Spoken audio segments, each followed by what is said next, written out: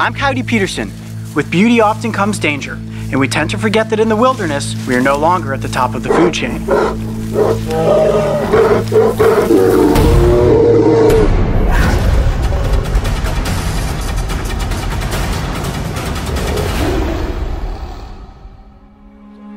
There's no wilderness greater than the backcountry of Montana, an epic expanse of untamed beauty that is home to some of North America's most incredible animals. Every year, thousands of adventurous hikers set off down rugged mountain trails, escaping the confines of everyday life and immersing themselves into the wild. Being lost in nature, we all hope to catch a glimpse of something beautiful, a chance encounter, and an experience that will never be forgotten. The scenario we just painted for you is a common instance that can happen when hiking out here in the backcountry of Montana. What you're actually looking at here is Adam. Now, Adam was raised in captivity, and he's a bear that's used for educational purposes and as an ambassador for his species to teach you guys what to do and not do if you ever encounter one of these beautiful animals in the wild. So scenario number one, and best case for you, is that you stumble upon a grizzly bear and it doesn't see you. Stop, stay quiet, back up slowly, and get yourself moving in another direction. Now the second scenario you could find yourself in, you turn a corner and all of a sudden it's you and a grizzly bear. You see the bear and the bear sees you. Now this is the most dangerous situation that you can be in. Grizzlies don't typically want anything to do with humans. What you want to do is make yourself look as big as possible. Whoa bear, whoa bear. If that bear feels threatened, it should turn around and walk back up into the forest. Once you know that the bear is out of eyesight, you huff it to your car or wherever it was that you came from and get yourself to safety.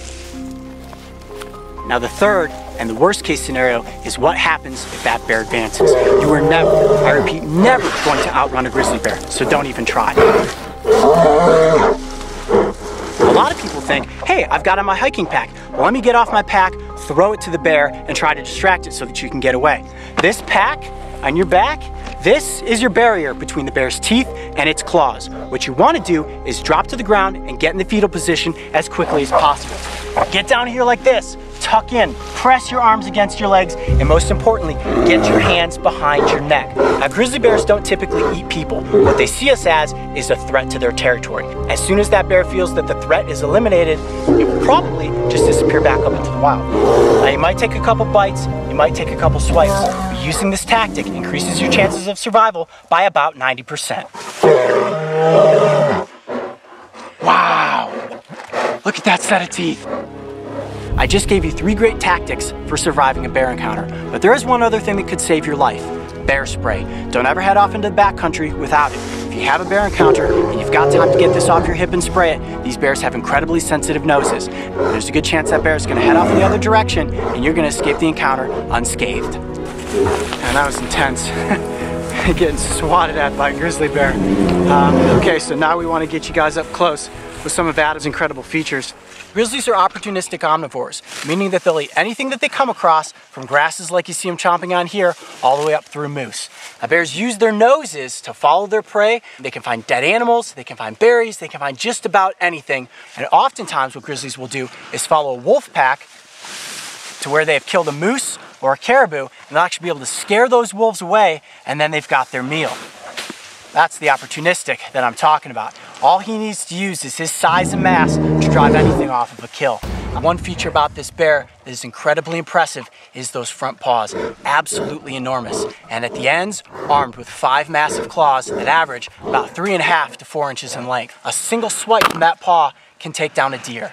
And one thing beyond those claws that's impressive are those teeth. A bite force of a grizzly bear is about 1,100 pounds per square inch. That's enough to crush a bowling ball. You don't want to be within the grasp of a grizzly bear. The grizzlies also have incredible hearing, and that's why you don't often see bears in the wild, because they can hear you coming from miles away.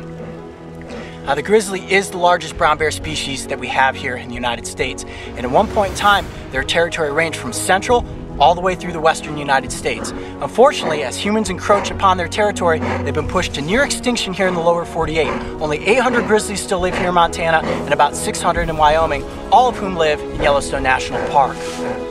Completely awe-inspiring to be in the presence of a bear the size of Adam. And the scenario that I showed you guys today is something that hopefully you never find yourselves in, but I hope that you learned a little something in case you ever find yourself in that worst case scenario. I'm Coyote Peterson. Be brave, stay wild. We'll see you on the next adventure.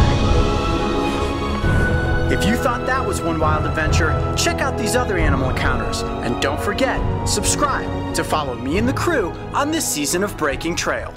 This episode of Breaking Trail was brought to you by the Buy Power Card from Capital One. Every purchase brings you closer to a new Chevrolet, Buick, GMC, or Cadillac vehicle.